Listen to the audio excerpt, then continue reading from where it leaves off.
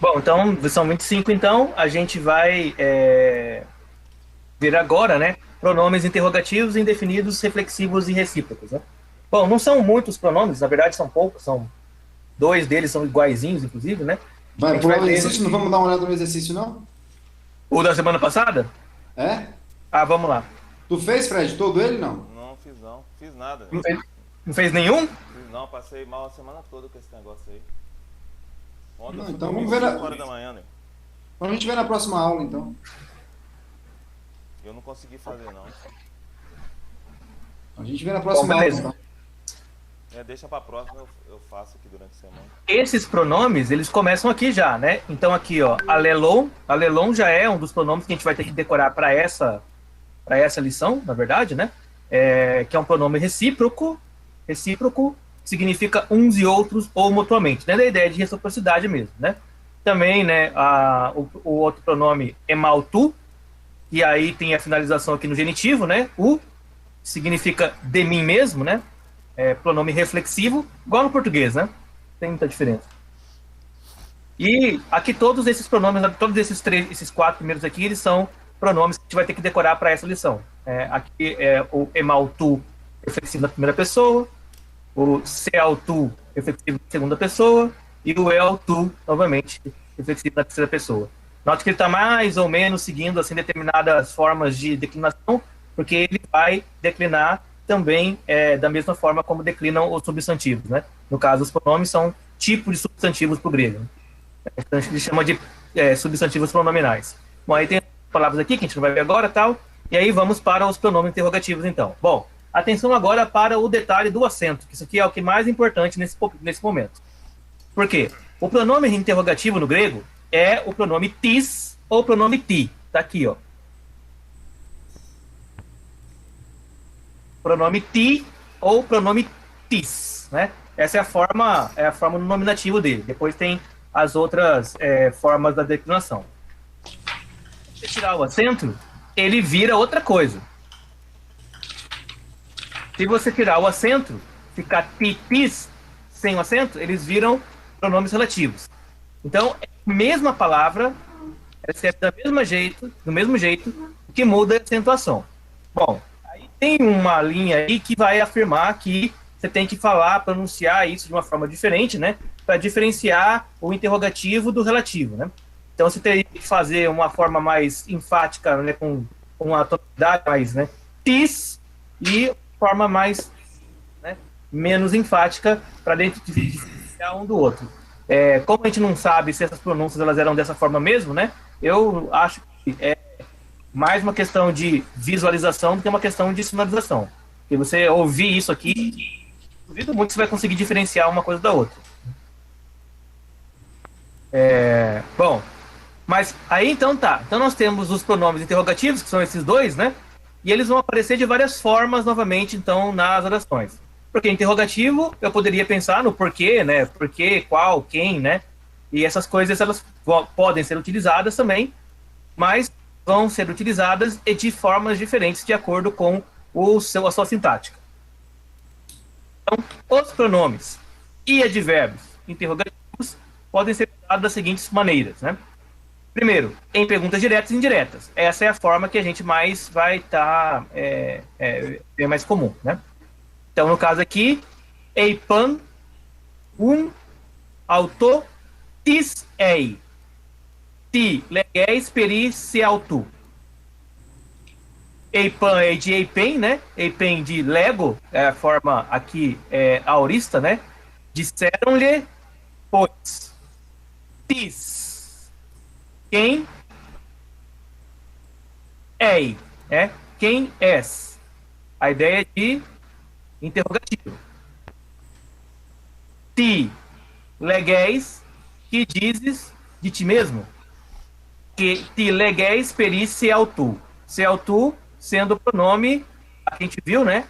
O pronome reflexivo, né? Reflexivo não, como que a gente falou aqui atrás? É É isso mesmo, reflexivo, né? né? Recíproco. Reflexivo, né? Recíproco. Recíproco. É.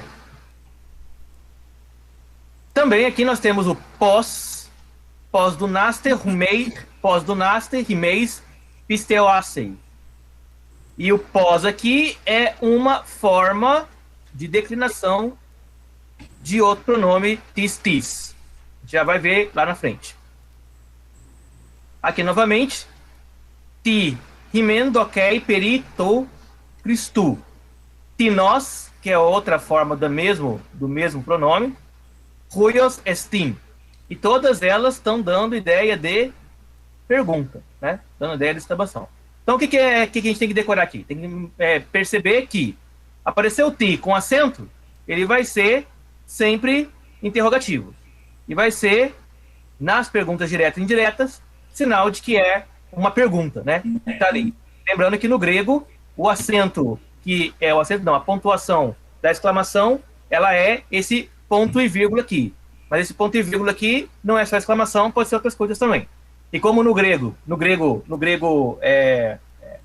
nos unciais, né, nos manuscritos unciais, que são os maiúsculos, não tinha pontuação, quem identifica que na frase haveria uma pergunta é justamente o tis. Mas aí tem outro problema, porque naqueles textos unciais também não tem acento.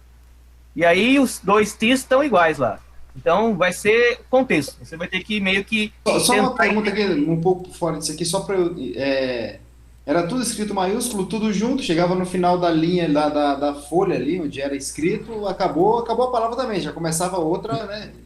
Não, você chegasse no final da linha, se tivesse, tipo, na terceira letra da palavra, você começava na outra linha de onde parou e toca o barco. E quem foi que trouxe essa ideia de pontuação, de quem foi? Isso aí foi, provavelmente, já temos manuscritos minúsculos, né, que tinham espaço. Pontuação, ela vai ser, se não me engano, já das edições lá do Erasmo, né, lá do período bizantino. Acho que não existe pontuação nos textos antigos do período... E a partir de quando já começou a ser letra minúsculas e com espaço? Não, você já tem isso aí no século VI, século VII. Você vai ter, principalmente na medida em que você vai ter uma proximidade maior com o latim, né? Você vai ter uma proximidade maior desses... Porque assim, né? Lembrando, lá, os textos do primeiro, segundo, terceiro século são textos que têm uma influência muito grande ainda do grego koiné, lá mais ligado ao grego alexandrino, né? Alexandrino. Quanto mais próximo do século VIII, século IX, já vai ter uma influência romana muito maior. Então é um período de transição, né, entre o grego koiné e o grego bizantino. O texto bizantino é um texto já com uma influência latina, da Vulgata, né, latim. E o latim, ele já se escreve com letras separadas, sempre escreveu com letras separadas, né, com palavras separadas. Então isso vai ser uma influência do latim na língua grega. Aí os textos da época, por exemplo, do Erasmo, por exemplo, são textos gregos koiné com estruturas escritas no bizantino. Tá? Tanto que o Erasmo, ele falava grego bizantino, não falava grego koiné. Grego, tá. Teve uma discussão hoje, Carlos Fred viu, uma discussão sobre sacramento, que puta merda. No grupo lá da rádio do Babrão. De novo? Muito louco, cara. Bom, antes de continuar aqui com os pronomes relativos, né, em lugar, então aqui nós vemos o quê? Que ele vai ser utilizado como pronome nas perguntas diretas, como pronome. Mas também eles podem ser usados ao invés, né, substituindo pronomes relativos. Mas antes de... o que é isso? Mas antes de ir para o pronome relativo, eu quero que a gente pule para frente e olhe aqui. Essa aqui é a tabela de declinação. Então, tis, ti, forma nominativa, masculino, feminino, neutra. Tines, tiná, masculino, feminino e neutra. E aí você vai fazer a declinação de acordo com o caso. Genitivo, ablativo, locativo, instrumental, dativo, acusativo. Tá de boa aqui? Tranquilo? Você ia decorar, né, mano? Só decorar. Só para visualizar por enquanto. Com acento é pergunta. Isso. E ele pode ser todas essas formas aqui. Tranquilo? Tranquilo. Vamos voltar lá então. Então, no lugar dos pronomes relativos, ele pode aparecer assim. Então aqui tem uma contração, né? Aqui deveria ser um A. Mas aí ele vai ler tudo junto, né? Então, alu, ti, ego, telo, alá, ti, su. Acho que a gente conhece todas as palavras aqui, né? Alá, porém, né? Entretanto, no entanto. Bem enfático, né, isso aí. Isso. Hu, não. Ti, aí ele vai funcionar aqui como pronome relativo. Ego, eu, telo, quero. Alá, portanto, entretanto, mais, tá? Ti, su, tu, né? Porém, não o que eu quero, mas o que tu queres. Bom, mas esse o que aqui, ó, ele aqui funciona como pronome relativo. Poderia traduzir como pronome, como a forma, né, como está lá em cima, né, como interrogação? Poderia, mas o que não permite que você faça isso? Só o contexto. Mas se é contexto, eu posso tentar fazer a tradução para a pergunta e ver se ela encaixa. Então, porém não o que quero, mas o que tu queres, o que tu queres.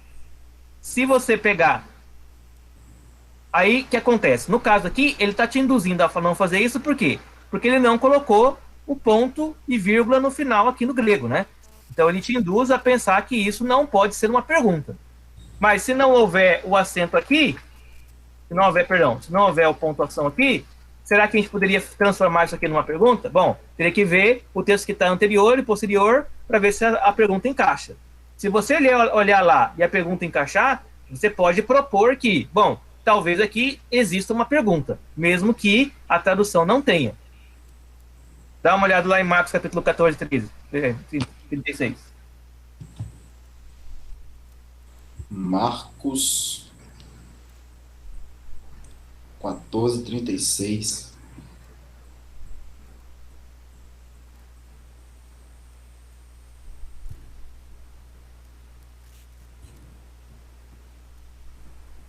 No grego ou no português? Português.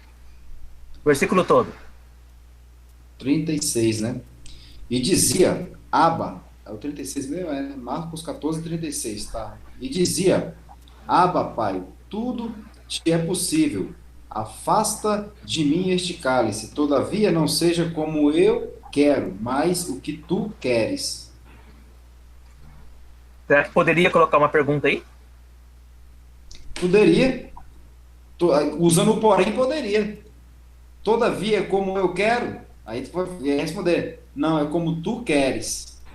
Não sei, Não, né? mas aí teria duas perguntas. A pergunta seria a frase toda, ou a frase seria... Ah, não, aí eu não sei como é que ia ficar A assim. pergunta seria se tu queres, né? Pra ele ser interrogativo, não é isso? Isso. Tu queres? Tem que ser assim. Porém, Porém, não o que eu quero. o que eu quero. Mas esse não é o que eu quero, não pode ser uma afirmativa. Tem que ser uma pergunta também. Uma pergunta também. É, teria de ser duas perguntas Por aí. isso que então é o Não é o que eu relativo. quero? É assim, né? Não é o que eu quero?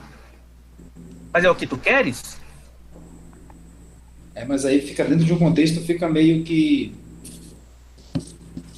Não me parece fazer muito sentido dentro de um contexto, não. Fica na espécie de que quem tá falando tá na dúvida, entendeu? Exato. Mas se a gente olhar dentro Então, do. quando eu não consigo fazer isso, é porque é outro pronome, então. Porque provavelmente ele vai estar utilizado, ser utilizado como pronome relativo, como um adjetivo atributivo, como outra coisa. Mas eu estou falando para vocês assim, isso é o que decide, né, decidido por meio de uma leitura contextual. Mas a leitura contextual, ela admite a possibilidade de você traduzi-la de outras maneiras, né, porque é contextual. Ela só não pode fugir daquele ciclo que você vai fazendo, que você falou da primeira vez lá, né? Você vai fazendo ciclos de dentro para fora e de fora para dentro. Sim, mas aí você está falando já num termo de interpretatividade, né, de interpretação, de hermenêutica. Mas eu estou falando assim, a frase em si, ela poderá ser aqui uma frase interrogativa? Ou ela poderia ser uma frase interrogativa. A frase Por quê? solta poderia. Por quê? Porque ela está, né, com os elementos do pronome interrogativo. Mas o pronome interrogativo também pode ser um pronome relativo. Como que eu vou decidir quando é um e quando é outro? Pelo contexto. Mas então, quando eu não tenho certeza, o que eu faço do contexto? Eu coloco os dois e vejo qual que deles fica melhor. Mas uma vez que eu não tenho como ter certeza, né? O que eu faço? Eu coloco o melhor e deixo o outro como se fosse uma espécie de background, né? E aí eu fico fazendo essa pergunta pro texto, né? Será que é assim? Será que é do outro jeito? Do outro jeito, ele mostra alguma coisa no texto que talvez o texto esteja falando que eu não estou vendo dessa forma aqui, que é isso que você acabou de colocar, Leno. A questão de parecer que Jesus está falando com dúvida aí. Uhum. E aí isso não faz muito sentido. Isso ajuda ou não ajuda na hora de você fazer a exposição do texto? Aí você faz essa decisão. E aí, Será por isso que eu falei para tudo. Oi? Será que Jesus estava na dúvida, confuso? Pois é, e por isso que eu ia usar essa ferramenta que você falou aí da primeira vez, né? Que você, de pegar, ó, vamos mais adiante, vamos pegar outros textos, tirar o texto que ele diz, que aí é a exegese, e depois fazer a hermenêutica, entendeu? Então, mas eu estou perguntando, em termos de tradução. É porque ele quer falar assim, ó, o trabalho que esse cara faz não é tão fácil assim. Não é isso, Zac? O trabalho dos tradutores não é tão fácil. Você pegar e ir traduzindo e saber qual que é o pronome interrogativo, qual que é indefinido. Aí vai entrar também a hermenêutica sua, de outro cara. O outro cara tem outro pensamento. Sim, eu sei, estou entendendo, entendeu? Só que eu estou entendendo na área de tradução. Isso. Fundamentalmente, estou entendendo. Quando um texto está traduzido, ele não tá decidido. Sim, Por que não está decidido? Porque ele foi uma decisão, né? A tradução foi uma decisão, mas foi a melhor decisão e a única possível? Às vezes é, às vezes não. E quando não é, você tá com o grego na mão, você tá falando, olha, aqui poderia ser uma pergunta, uma interrogação, ao invés de ser uma afirmativa. Que eu diga a Vulgata Latina, entendeu? Por exemplo, né? Quer dizer, claro, a Vulgata Latina é uma grande interpretação, não é nem uma tradução, né? Porque o Jerônimo está traduzindo a partir do conceito da católica. Ela é tipo aquele, como é que é? Bem interpretativa. Midrashica, interpretação lá? Então, é tipo isso, Midrashim, né? Midrashim. Não, tô zoando aqui. Que a gente tá Mas é mais ou menos isso, né? Quer dizer assim, na verdade, de certa forma, as Bíblias que têm as traduções, né? E as Bíblias que têm notas de rodapé, elas são Midrashim. É isso Midrashim. Que assimilar aí. E Midrashim tem vários níveis, né? Um que é só de letra, cada letra significa uma coisa. Aí você tem as escolas, né, que vão traduzir, vão ter, por exemplo, né, tem a escola cabalística, né, que vai fazer essas questões de letras, números e tal, né? Tem outras escolas mais literalistas, né? E ali você tem ainda a vertente talmúdica, né, que é a das discussões teológicas, né? O Talmud é o quê? O Talmud é o compêndio de discussões teológicas sobre um texto. Então você tem o texto, você tem a interpretação do texto, e você tem a discussão teológica do texto. São três coisas diferentes. Na verdade eu queria falar o Talmud. Eu tava pensando no Talmud. Não. Tem os dois, tem o Talmud e tem o Midrash. O Talmud é uma coisa assim, o que os rabinos falaram lei, não é? sobre a teologia, sobre a compreensão teológica do texto. Então, mas ele o Midrash, que se cada rabino, cada cara falasse uma coisa diferente, ainda valeria. Sim. Não é isso? Porque, é isso que eu tô falando. por quê? Porque cada rabino ele pode, né, defender uma interpretação baseada na sua, como é que a gente chama disso? No seu Talmudim. Né? Tipo revelação. Eles não chamam isso de revelação, né? Eles chamam isso de interpretação. No contexto hoje do dia a dia que eu tô falando. Mais ou menos o que a gente falaria na igreja, assim. Tem o Midrashim, tem o Mishnah, Talmud, aí depois dentro da exegese rabínica vai ter o Peshat, acho que é isso, né? Peshat, Midrash. É o que eu achei que é. Não, mas o que eu tô falando, os Midrashim, né? Eles são interpretações textuais, do texto sagrado. E o Talmud é uma discussão teológica. Mas assim, Talmud é uma teologia sistemática. enquanto que o Midrash é um comentário bíblico. O que acontece é que, como os Midrash vão comentar o texto bíblico da Tanakh, eles pegam o texto da Tanakh, colocam no Midrash e depois vão comentando em cima. E aí fica lá o texto bíblico com comentários misturados, né? Isso, Midrashim. E na Tanakh, perdão, e no Talmud você está discutindo já elementos mais gerais, assim, né? Mas tem o os Talmud... dois, né? Tem o de Jerusalém e o babilônico, né? Pois é, então. E aí são essas grandes escolas, mas existem outras escolas, né?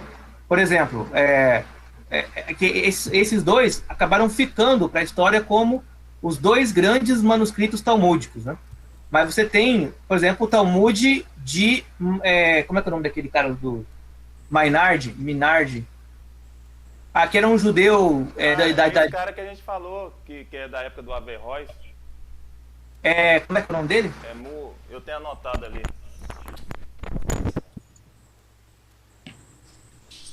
Preciso ler esse livro de novo aqui. Eu tenho um livro do Nicodemos aqui que eu li ele, mas preciso dar uma lida de novo. É a Bíblia e seus intérpretes. Maimônides, lembrei. Cadê o Fred? Lembrou o nome? É o Maimônides, né? Hã? Maimônides. É isso mesmo.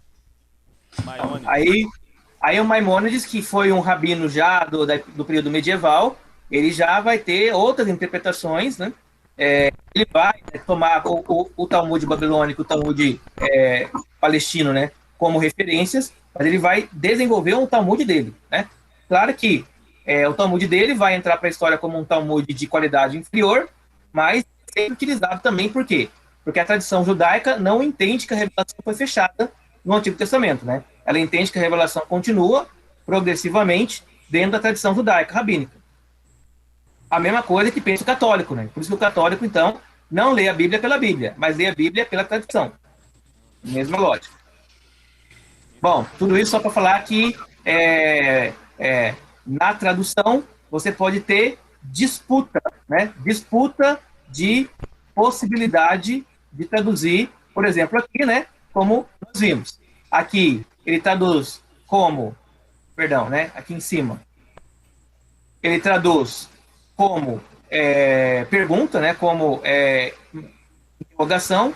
E aqui ele traduz como só substituindo, né? O nome relativo, deixando a frase na sua forma afirmativa, né? Porque, porém, não o que eu quero, mas o que tu queres, é uma afirmação, né? Uma frase que indica uma afirmação, não dúvida.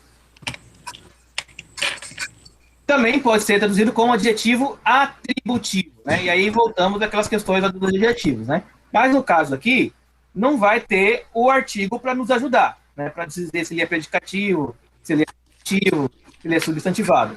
Então, ele vai funcionar como um adjetivo sem ser um adjetivo, né? Como um adjetivo atributivo sem ser. E ele vai ser traduzido por qual ou que. Qual ou que, ocupando na frase função adjetiva. Claro que vai ter alguma outra coisa aqui, né? Mas aqui, tis basileus, que rei. 2 pontos aqui, né? Aliás, ponto e vírgula, indicando que aqui é uma pergunta. Seguindo, né, a ordem lá de cima, né? Ti semeion deiknias remin. Que sinal nos mostras? E novamente. Tis anthropos ex urhimin econ caton probata. Probata é ovelha, né? Probata. Que homem de vós tendo hecaton, 100 ovelhas.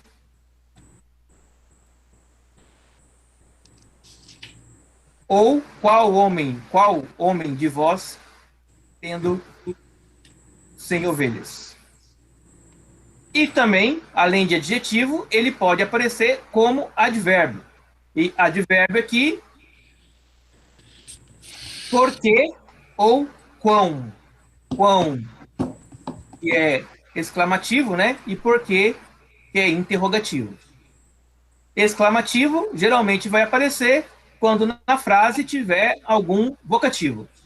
E o interrogativo aparece quando na frase, pelo menos no grego, tem o ponto e vírgula, indicando pergunta.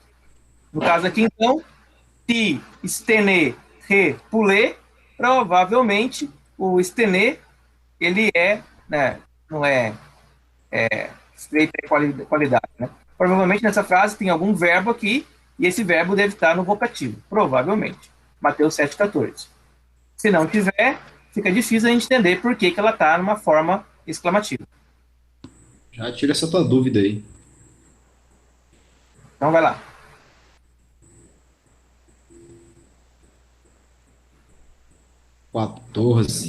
É bom que aí não vai ter E o por que, predicativo, né? e por que estreita é a porta, e apertado o caminho que conduz à vida, e poucos são os que a encontram. E por quê? E por que. São poucos. Não. Lê de novo. E por que estreita é a porta, e apertado o caminho que conduz à vida, e poucos são os que a encontram. E aí tá como exclamação? Não, tá só com um ponto de interrogação. Desculpa, com ponto final. Ponto final, né? Uhum. Estranho, né? Porque aqui o verbo é o verbo ser, né? É o aqui, né? Ah, não, aqui é a porta. Não é nada a ver. Aqui é artigo. Não, tá aí, ó. Aqui... Esse TN aí não é verbo, não? Não, né? Não. Estender é estreito. O verbo, na verdade, que tem aqui é o verbo ser. Mas o verbo ser aqui, ele não tá aqui. Ele não tá aí. E outro verbo que tem também no versículo é o verbo conduzir. Tá, e o conduzir aí, será que tá no vocativo? Deixa eu dar uma olhada aqui. Como é que ele tá no grego? Qual é a vida? Cadê? Tá.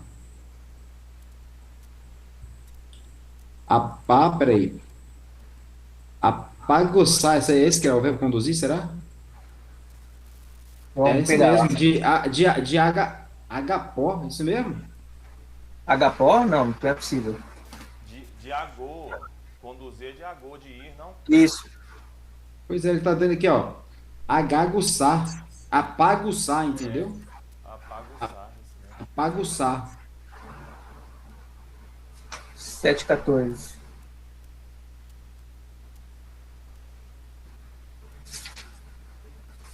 Apaguçar, apagou. Para levar embora. O primeiro verbo que aparece aqui para mim é o verbo. Deixa eu ver. Petlimenen. Tá aí? Tá vendo Isso, de tlibo, né? Tlibo, de pressionar, afligir. E aqui para mim ele tá, deixa eu ver. Verbo, participio da motivo, nome. É nominativo. E a outra também é nominativo. Aqui no grego aqui não tá exclamativo, não. Eu não sei porque que ele colocou exclamação aqui. Não, aqui também não tá, não. Bom, uma vez que ele não colocou exclamação aqui, eu não sei se isso aqui tá certo. Na NVI ele tá falando que tem uma exclamação lá. NVI. Cara, é trabalhoso, né, mano? Você acha que é fácil, mano? Ser pastor, você acha que é fácil pregar? Tem exclamação mesmo. Depois da Tem na NVI, né? Tem. Então, a NVI entendeu que esse versículo aqui é uma exclamação. Isso que a NVI fez. Mas aí a Ara também, a Ara não entendeu, não. Colocou ponto final. a Ara entendeu diferente, colocou ponto final. Deixa eu Então, ver. NTLH. Essa aí é a mais zoada que tem.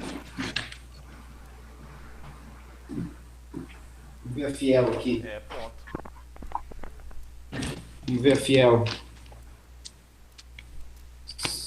7,14.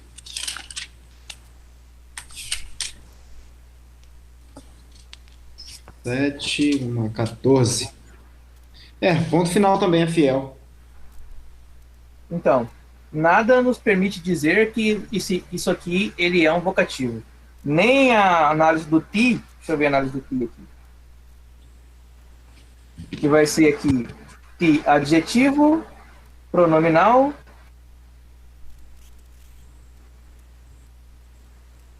interrogativo.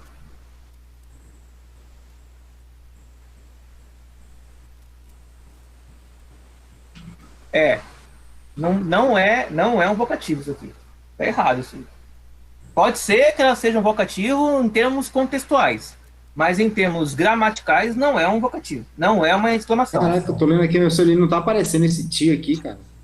Aonde? Não é que eu tô lendo aqui na... Aquela é a versão... É a primeira palavra da frase. Pois é, tá oti aqui. Oti, É, com o colado aqui no ti. isso. Assim, isso. Oti. É. Qual versão do grego é essa sua aí?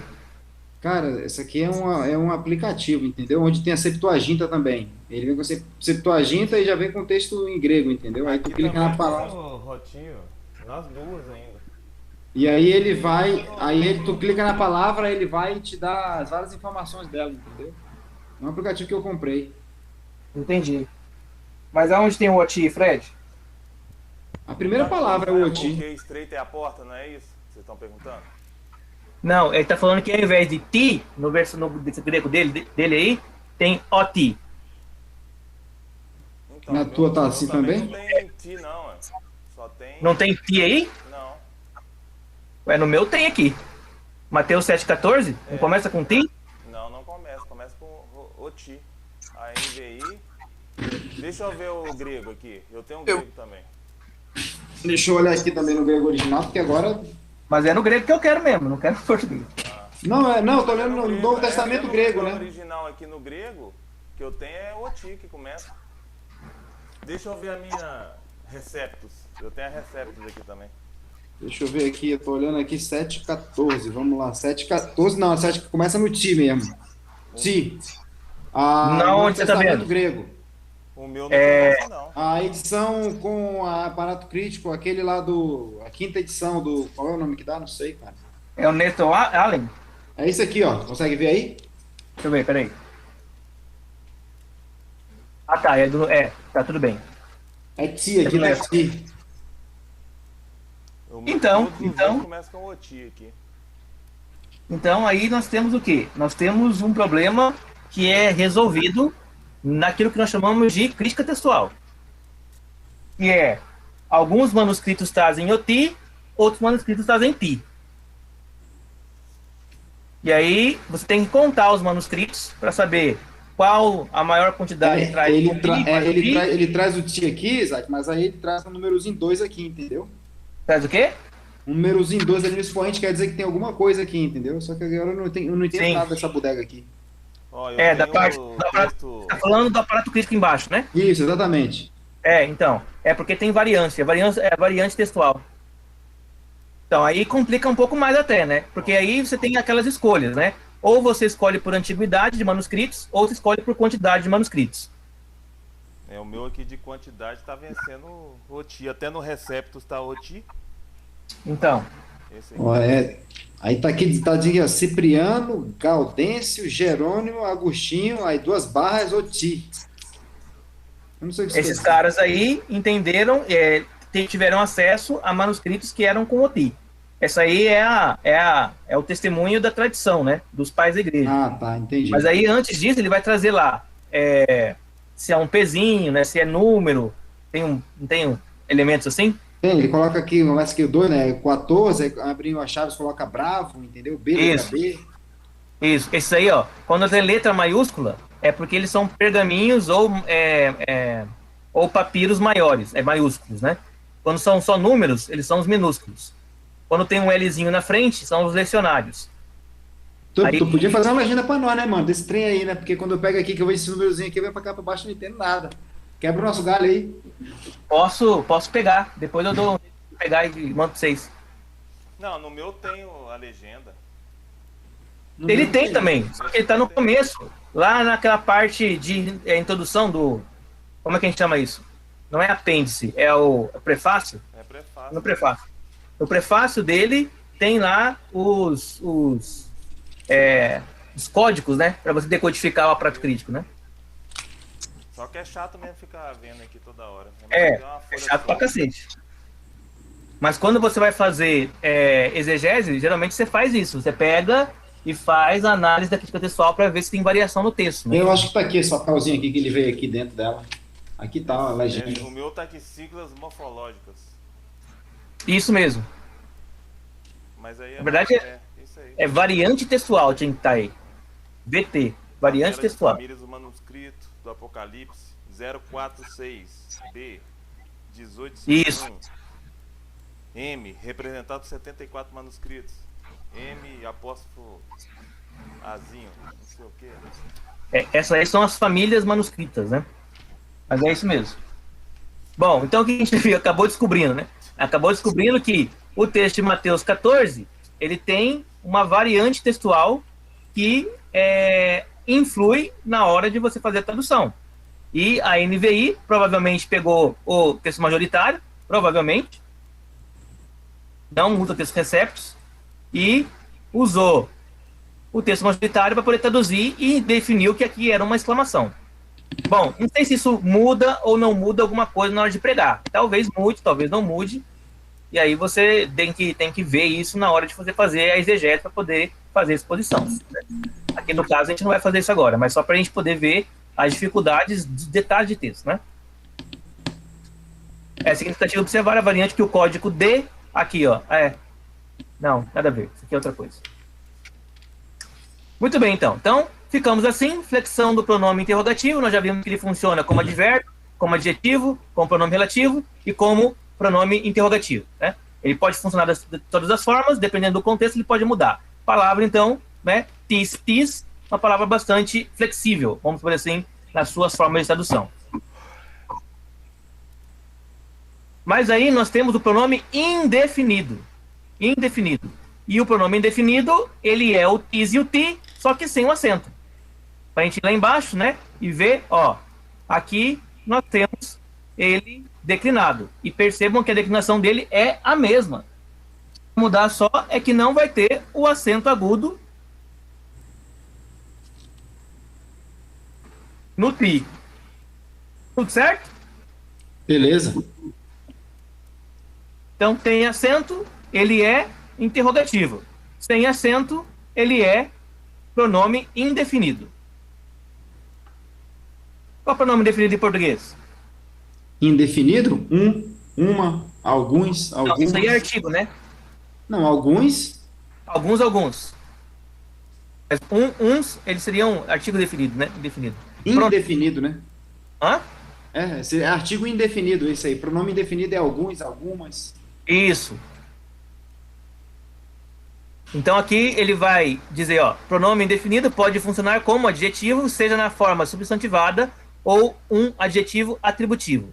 Forma substantivada geralmente acontece quando? Artigo é precedido de um artigo, né? Ou quando ele é precedido de um artigo ou quando ele está sozinho. Uhum. Sozinho, isolado do resto da frase. Aí ele ganha a forma substantivada, né? Quando ele é atributivo, ele tem que estar ligado, de alguma forma, né, a um nome, né, ou a um pronome. E geralmente tem que ter o artigo, né? Só que como aqui ele não tem artigo, porque ele é indefinido, então não vai ter mesmo. Bom, pos do natai tis. Esse pos também é um pronome interrogativo, né? É um pronome relativo. Pos. Pos do natai tis. Tis aqui traduziu por alguém. Alguém, pronome indefinido. Como pode alguém? Seria essa a primeira tradução? Sim. Primeira tradução. Kai tines cateltons. E alguns desceram. Também tá de boa. Ro adelfosu é kei ti katasu. Teu irmão tem ti. Algo, alguém, algum contra ti. Tai neaniskos tis sinecolutei autu. E certo jovem o seguia. certo jovem, e algum jovem o seguia, certo?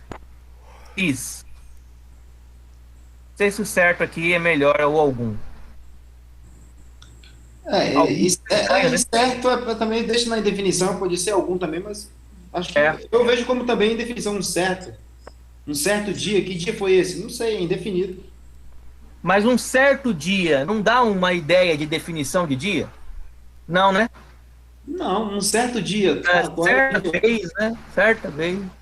Não passa essa ideia, né? É porque a gente associa a palavra certo, né? Você fala, não, certo, parece que é algo definido, né? Mas não parece, né? Ó, você vai encontrar certa pessoa lá. É diferente de falar, você vai encontrar alguma pessoa lá, né? É diferente, tem essa questão aí. Deixa mais claro alguns, né? Alguém, né? O que deixa mais indefinido, né? E como ele é um pronome indefinido, talvez seja melhor deixar ele o mais indefinido possível na tradução, para você não correr o risco de achar, e certo jovem. Mas quem é ele certo jovem? Não, ele justamente... Para não cair na possível tentação, de repente o texto fala mais de alguém na frente, aí você pode dizer, olha, daquele certo lá, entendeu? E aí de repente pode acontecer, não sei.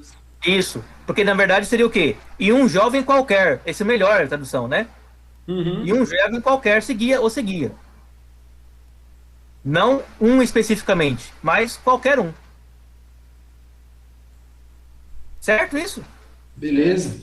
Certíssimo. Então vocês estão vendo, né? Certo, desde que tu explique, né? Exatamente. Passa sempre por aquela explicação, né? Olha. Exatamente. Mas olha, você ler o texto é explicar, né? É explicar, sempre explicar, né?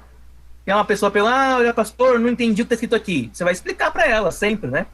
E aí, essas questões que vão aparecendo, né? Claro que isso aqui é uma coisa que você vai ter, assim, né? É um preciosinho que você vai ter quando estiver estudando o texto, na verdade, né? Então a pessoa te perguntar, você não vai, talvez, saber disso. A não ser que tenha estudado já.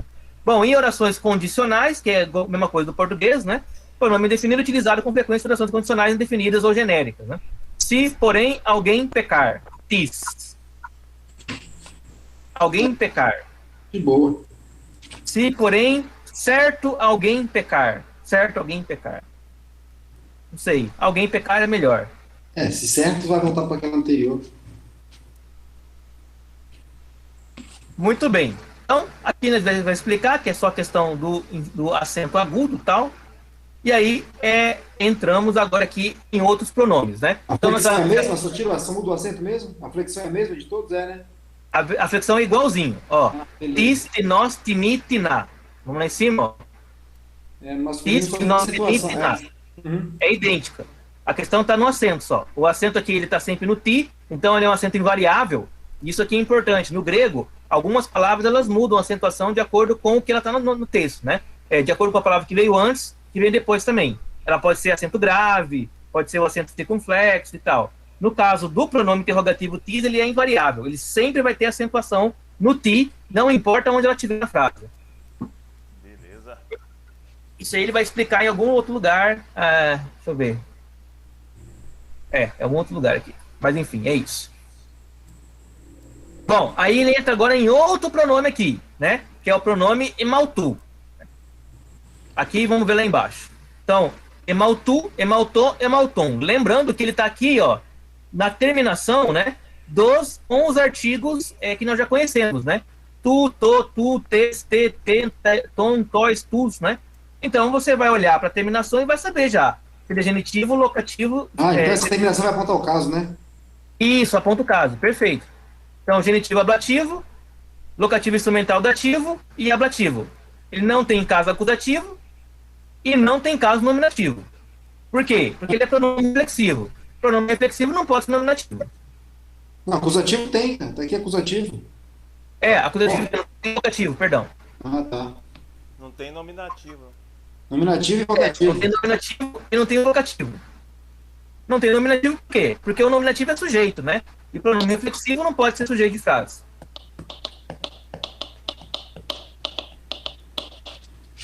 Então, vamos lá no emaltu.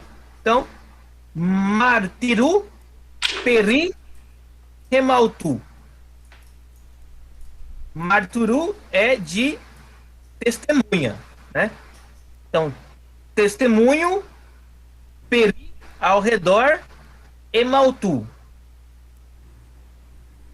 de mim mesmo, porque o tu é genitivo, certo? Ou não? Tu, mas onde... Ah, tá o tu aqui, beleza. Isso. O tu é genitivo. Genitivo ou ablativo? Tu é genitivo. Então, por isso que ele colocou de mim mesmo. E mal tu. De mim mesmo.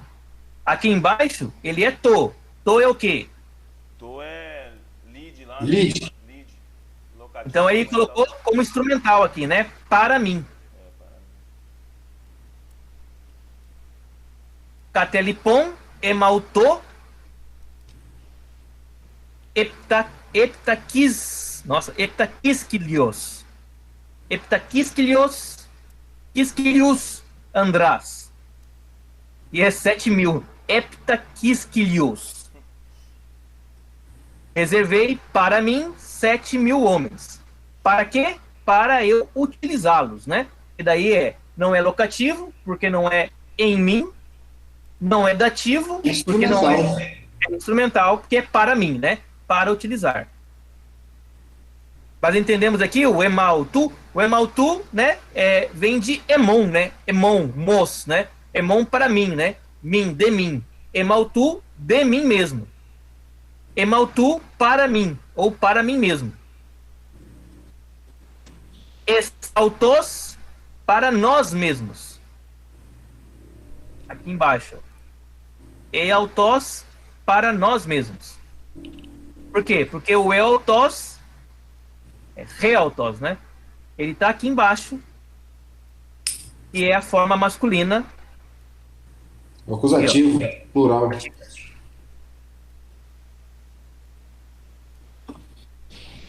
Estão ligados no emus? Tô falando aqui, não sei se vocês estão lembrando disso. Mos ou não? Lembrando de quê?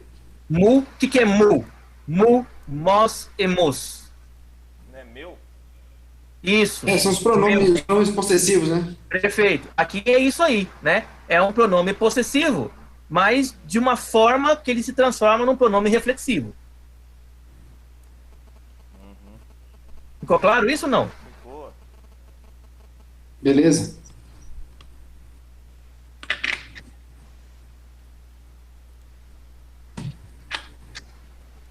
Na segunda pessoa, ele vai colocar a mesma coisa, se é o tu, né? Então é de ti mesmo, né? A ti mesmo. E aqui a forma no plural, vós. Na terceira pessoa, é o tu, a si mesmo e seus próprios. Suas próprias. É o possessivo, né? Que está no sentido reflexivo.